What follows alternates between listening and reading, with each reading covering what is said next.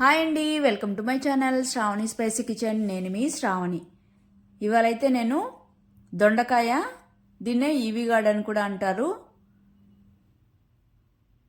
దీంతో అయితే మసాలా కర్రీ ఎలా చేసుకోవాలో చూసేద్దాం. చాలా కమ్మగా టేస్టీగా ఉంటుంది ఇదైతే. అందులోనూ ఇది హెల్త్కి చాలా మంచిదండి. డయాబెటిక్ వాళ్ళకి, అలానే కాన్స్టిపేషన్ ఉన్న వాళ్ళకి, డైజెషన్ ప్రాబ్లం ఉన్న వాళ్ళకి మంచిగా పనిచేస్తుంది. తప్పకుండా అయితే ట్రై చేయండి. లేట్ చేయకుండా అయితే ప్రాసెస్లోకి అయితే వెళ్ళిపోదాం. ముందుగా అయితే పాన్ పెట్టుకొని ఒక గుప్పెడు పల్లీలు వేసుకొని దోరగా వేయించుకోవాలి.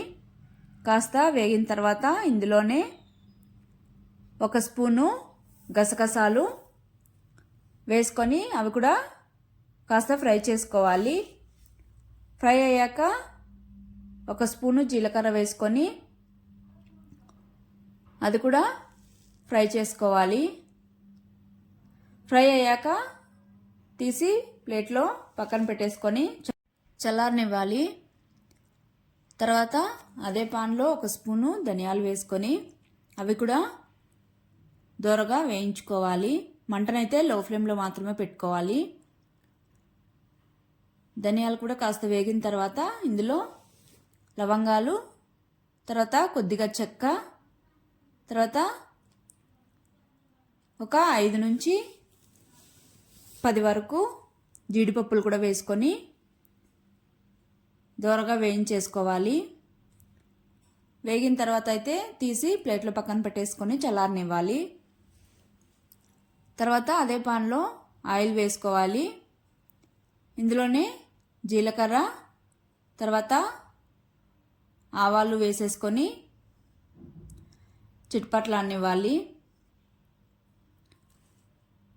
తర్వాత కరివేపాకు కూడా వేసుకొని చిట్పట్లాడిన తర్వాత ఇందులోనే సన్నగా కట్ చేసుకున్న ఆనియన్స్ కూడా వేసేసుకొని మంచి కలర్ వచ్చేంత వరకు ఫ్రై చేసుకోవాలి. ఆనియన్స్ అనేవి సన్నగానే కట్ చేసుకొని వేసుకోవాలి. తర్వాత పచ్చిమిర్చి కూడా సన్నగా పొడవుగా కట్ చేసేసుకొని వేసుకోవాలి. వేసుకున్న తర్వాత ఫ్రై అయిన తర్వాత పసుపు, అలానే సాల్ట్ వేసేసుకొని ఇందులోనే ఒక స్పూను జింజర్ గార్లిక్ పేస్ట్ కూడా వేసుకోవాలి. వేసుకున్న తర్వాత అయితే పచ్చివాసన పోయేంత వరకు మంటను లో ఫ్లేమ్లో పెట్టుకొని కలుపుతూ ఫ్రై చేసుకోవాలి. ఫ్రై అయ్యాక ఇందులోనే సన్నగా కట్ చేసుకున్నటువంటి 2 మీడియం సైజ్ టమోటోలు ముక్కలు కూడా వేసేసుకొని ఒకసారి మిక్స్ చేసేసుకొని టమోటో అనేది మెత్తబడేంత వరకు ఫ్రై చేసుకోవాలి. టమోటో గుజ్జుగా అయిపోతే టేస్ట్ బాగుంటుంది ఏ కర్రీకైనా కూడా, అందులోనూ గ్రేవీ కర్రీకి అయితే ఇంకా బాగుంటుంది. టమోటో ఇలాగా గుజ్జులాగా అయిపోయిన తర్వాత ఒక స్పూను కారం వేసుకొని మొత్తం ఒకసారి మిక్స్ చేసేసుకొని ఫ్రై చేసుకోవాలి.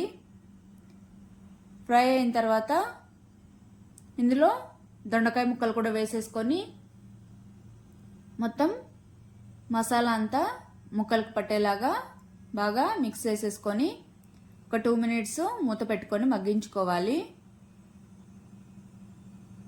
ఈ విధంగా మగ్గించుకున్న తర్వాత మనం వేయించుకున్న మొత్తం పల్లీలు, అలానే ధనియాలు మొత్తం మిక్సర్ జార్లో ట్రాన్స్ఫర్ చేసేసుకొని ఇందులోకి ఒక 2 స్పూన్స్ కొబ్బరి పొడి లేదా కొబ్బరి అయినా యాడ్ చేసేసుకొని ముందుగా అయితే మిక్సీ పట్టేసుకోవాలి. ఆ తర్వాత కొద్దిగా చింతపండు జస్ట్ ఫ్లేవర్ కోసం మాత్రమే నానబెట్టుకున్నది వేసుకొని వాటర్ కూడా వేసేసుకొని ఈ విధంగా మెత్తగా పేస్టు మిక్సీ పట్టేసుకోవాలి. మిక్సీ పట్టుకున్నది మొత్తం ఈ దొండకాయ ముక్కల్లోకి వేసేసుకొని ఒకసారి బాగా కలిపేసుకోవాలి. కలిపేసుకున్నాక కొద్దిగా సాల్ట్, ఆ తర్వాత వాటర్ యాడ్ చేసుకొని మొత్తం మసాలా మొత్తం మిక్స్ చేసేసుకోవాలి. మిక్స్ చేసేసుకున్నాక ఒక 5 మినిట్స్ కుక్ చేసేసుకుంటే సరిపోతుంది. చూడండి దొండకాయ ముక్కలు కూడా త్వరగానే కుక్ అయిపోతాయి. ఆ తర్వాత కొద్దిగా కొత్తిమీర వేసేసుకొని సర్వ్ చేసేసుకోవడమే. ఇదైతే వేడివేడి అన్నంలోకి కానీ చపాతీ, రైస్, రోటీ ఎందులోకైనా బాగుంటుంది. రాగి సంగటిలో కూడా